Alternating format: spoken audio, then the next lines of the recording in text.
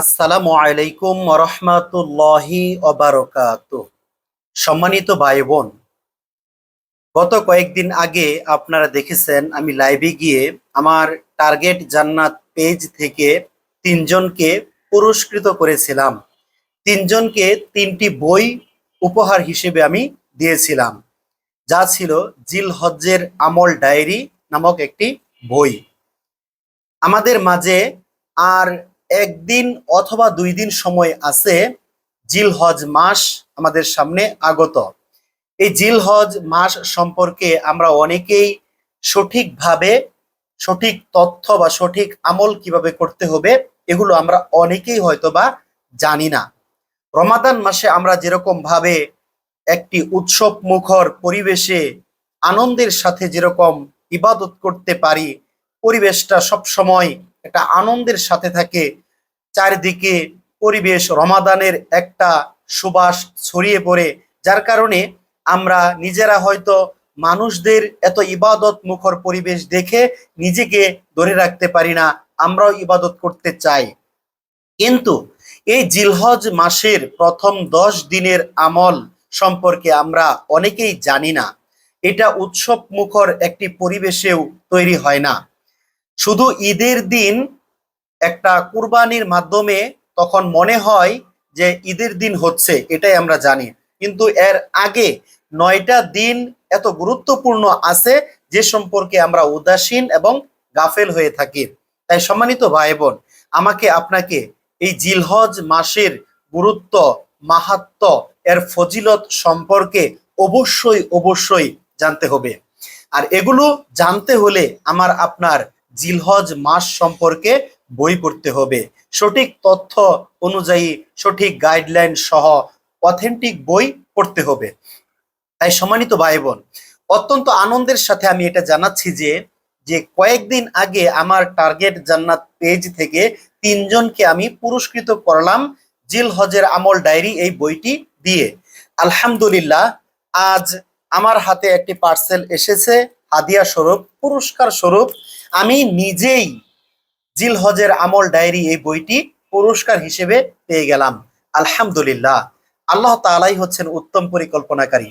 আমি মাত্র তিনজনকে পুরস্কৃত করলাম, 3টি বই আমি তাদেরকে দিলাম।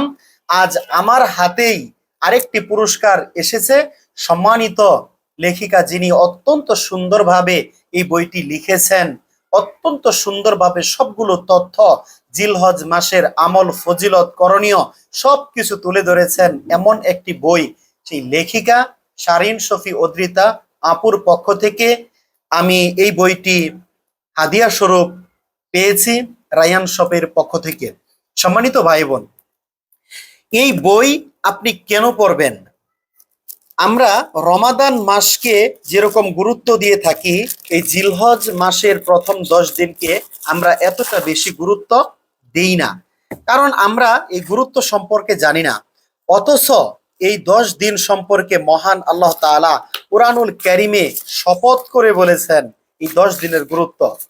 মহান আল্লাহ তাআলা যখন কোনো কিছু নিয়ে শপথ করেন তখন তার গুরুত্ব এবং মাহাত্ম্য কত বেশি হতে পারে এটা আমরা কল্পনাও করতে পারবো না। আলহামদুলিল্লাহ, আলহামদুলিল্লাহ। দেখুন সম্মানিত ভাই বোন, জিলহজ্জের আমল ডায়েরি, বছরের সেরা 10 দিনে সফল হওয়ার উপায়। এই 10টা দিন মহান আল্লাহ তাআলার কাছে ইবাদত বন্দিগি করা এত বেশি প্রিয়। মহান আল্লাহ তাআলা এই 10 দিন আমরা যদি ইবাদত করি, এই ইবাদত গুলো মহান আল্লাহ তাআলা এত বেশি পছন্দ করেন আর এত বেশি গ্রহণযোগ্যতা মহান রব্বুল আলামিনের কাছে। আর মহান আল্লাহ তাআলা এই 10 দিনকে এত শ্রেষ্ঠত্ব দান করেছেন যে বছরের মধ্যে যে দিনগুলো আছে প্রত্যেকটা দিনের তুলনায় এই জিলহজ মাসের প্রথম 10 দিন আল্লাহ তাআলার কাছে সবচেয়ে বেশি প্রিয়, যদি আমরা সুন্দরভাবে আমল করতে পারি। এই সম্পর্কে রাসূলুল্লাহ সাল্লাল্লাহু আলাইহি ওয়াসাল্লাম যখন সাহাবীদেরকে বললেন যে জিলহজের এই প্রথম 10 দিনের আমল আল্লাহ তাআলার কাছে সবচেয়ে বেশি প্রিয়, তোমরা এই 10 দিন সবচেয়ে বেশি পরিমাণে আমল করো, ইবাদত করো, তখন সাহাবায়ে কেরামগণ প্রশ্ন করলেন, হে আল্লাহর রাসূল, জিহাদও কি নয়? জিহাদের চেয়েও কি উত্তম এই 10 দিনের আমল? তখনকার সময় সাহাবাই কেরামগণ এটা স্পষ্টভাবে জানতেন যে জিহাদ হচ্ছে সবচেয়ে বড় আমল। জিহাদ এমন একটি আমল, জান মাল সবকিছু নিয়ে আল্লাহর রাস্তায় বের হয়ে যাওয়া, জীবনকে কোরবানি করা, মৃত্যু অবধারিত, মৃত্যু আমার হবে এরকম একটা পরিস্থিতির মধ্যে নিজেকে ঢুকিয়ে দেওয়া, এটাই হচ্ছে জিহাদ, যেখান থেকে ফিরে আসার সম্ভাবনা নেই, মৃত্যু হবেই আমার নিশ্চিত। তখন সাহাবাই কারামগণ জিজ্ঞেস করলেন, হে আল্লাহ রাসূল, আমরা তো জানি যে জিহাদ হচ্ছে সবচেয়ে বড় ইবাদত, এর উপর কোনো ইবাদত নেই, আল্লাহ এটা সবচেয়ে বেশি পছন্দ করেন। তো এই জিহাদের চাইতেও কি এই 10 দিনের আমল আল্লাহ তাআলার কাছে বেশি প্রিয়? তখন রাসূলুল্লাহ সাল্লাল্লাহু আলাইহি ওয়াসাল্লাম তিনি বললেন, হ্যাঁ, অবশ্যই অবশ্যই এই 10 দিনের আমল জিহাদের চেয়েও উত্তম। তবে রাসূলুল্লাহ সাল্লাল্লাহু আলাইহি ওয়াসাল্লাম বললেন যে একান্ত ওই ব্যক্তি ছাড়া, যে ব্যক্তি জান মাল নিয়ে জিহাদে চলে গেছে, মৃত্যু হয়ে গেছে, ওই ব্যক্তি ছাড়া। তো সম্মানিত ভাই বোন, তাহলে এই 10 দিনের আমল কতটা গুরুত্বপূর্ণ আমি আপনি একটা বার কি কল্পনা করতে পারি? আলহামদুলিল্লাহ। সম্মানিত ভাই বোন, তাহলে আসুন এই 10 দিনকে গুরুত্ব সহকারে কাটানোর জন্য আমাদের অবশ্যই এই 10 দিন সম্পর্কে অবগত হতে হবে। 10 দিনে আমাদের কি আমল করতে পারবো সেই সম্পর্কে আমাদেরকে জানতে হবে। আর সেই সম্পর্কে আপনি যদি জানতে চান, তাহলে জিল হজ্জের আমল ডায়েরি, এই বইটি আপনাকে পড়তে হবে।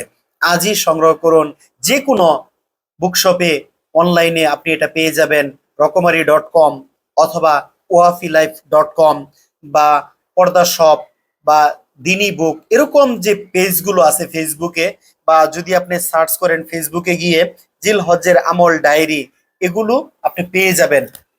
ওখান থেকে আপনি অর্ডার করতে পারেন নিজের জন্য, পরিবারের জন্য, বন্ধুদের জন্য, প্রত্যেকটা মানুষের জন্য আপনি এটা হাদিয়া দিতে পারেন, আপনি নিজে কিনতে পারেন নিজে আমল করার জন্য।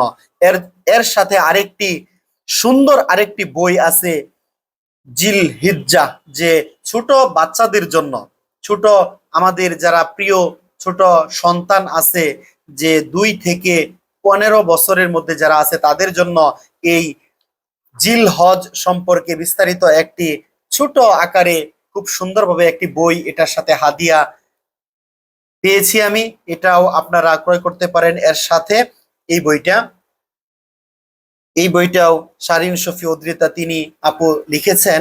তো সম্মানিত ভাই বোন, আপনারা এই বইটি ক্রয় করুন, বইটি কিনুন, নিজের জন্য কিনুন, নিজেকে পরিবর্তন করার জন্য কিনুন। এই যে 10টা দিন কোনো হেলাই ফেলাই যেন কেটে না যায়, অলসতার মধ্যে যেন কেটে না যায়। সারাটা জীবন হয়তো আমরা অলসভাবে কাটিয়ে দিয়েছি, এখন তওবা করে আসুন আমরা রবের দিকে ফিরে আসি। আমাদের অবশ্যই দ্রুত রবের দিকে ফিরে আসা প্রয়োজন। আমরা যে পাপের মধ্যে আছি, আমরা যে অশ্লীলতার মধ্যে আছি, এখান থেকে আমাদের দৃষ্টিকে হেফাজত করতে হবে, আমাদের অন্তরকে ফিরিয়ে নিয়ে আসতে হবে। আমাদের পা গুলো আজ পাপের পথে অগ্রসর, এখান থেকে থামাতে হবে, মসজিদের দিকে পা গুলোকে সচল রাখতে হবে। এই দৃষ্টি, আমার এই দৃষ্টি, আপনার এই দৃষ্টি, অবশ্যই এই চোখের দৃষ্টিকে হেফাজত করতে হবে। এই মোবাইলের রিলস দেখা, পাপ কাজে নিজেকে লিপ্ত করা, অশ্লীলতার মধ্যে লিপ্ত থাকা, নাটক, মুভি, সিনেমা, এগুলো দেখে আমরা যে অন্তরের মধ্যে কালো দাগ ফেলেছি, এই কালো দাগকে তওবা করার মাধ্যমে পরিশুদ্ধ করতে হবে। পরিশুদ্ধ করার মাধ্যমে সুন্দর একটি আত্মা, আত্মা যেই আত্মা প্রশান্ত আত্মা, এরকম একটা আত্মাতে আমাকে আপনাকে রূপান্তর করতে হবে। সম্মানিত ভাই বোন, আমাকে আপনাকে এই চোখের দৃষ্টিকে হেফাজত করার মাধ্যমে এটা খুব খেয়াল করে আমাকে আপনাকে খুব সতর্কতার সাথে থাকতে হবে, যেন এই দৃষ্টি অন্য কোনো হারাম কাজে যেন আমি না দেই, অন্য কোনো হারামের দিকে আমি যেন এই দৃষ্টিকে আমি না দেই। আমার এই দৃষ্টি যেন কোরআনের এই মুসাফের দিকে থাকে। যখনই আমি আপনি মোবাইলে রিলস দেখতে চাইবো, যখন অশ্লীলতার মধ্যে, বেহায়াপনার মধ্যে লিপ্ত হতে চাইবো, যখন এই দু চোখ দিয়ে আমি যখন মোবাইলের মধ্যে গেম খেলতে চাইবো বা অন্য কোনো অশ্লীলতার মধ্যে আমি যখন ডুবে যাব, তখন এই চোখে আমার বলতে হবে আল্লাহকে ভয় করো, আত্মাকে বলতে হবে আল্লাহ তাআলাকে ভয় করো।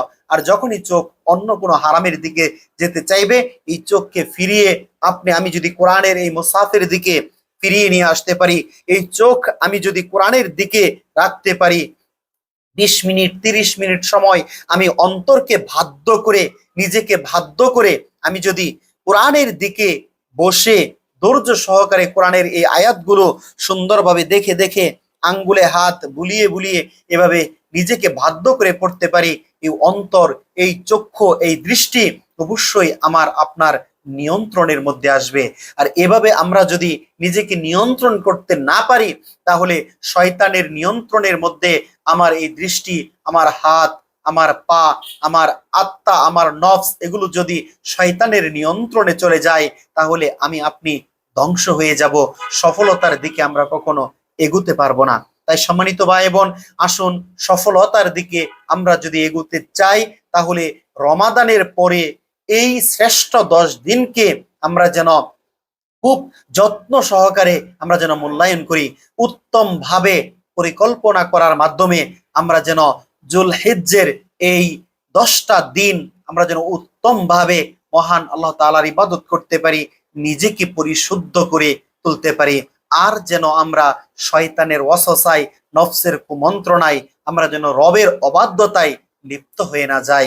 আমরা আল্লাহ তাআলার প্রিয় বান্দা হতে চাই। আল্লাহ তাআলা আমাদেরকে ভালোবাসেন, ভালোবেসে তিনি আমাদেরকে সৃষ্টি করেছেন। আমরাও মহান রবকে ভালোবাসতে চাই, মহান রবের হুকুম পালন করতে চাই, মহান রবের ইবাদত করতে চাই। আর এই 10টা দিন হলো উত্তম একটা সময় আমার আপনার মহান রবের দিকে ফিরে আসার। আল্লাহ তাআলা আমাদেরকে সঠিক বোঝার এবং সঠিকভাবে সুন্দরভাবে সুন্নাহ মোতাবেক আমল করার তৌফিক দান করুন। আমিন ইয়া রব্বাল আলামিন।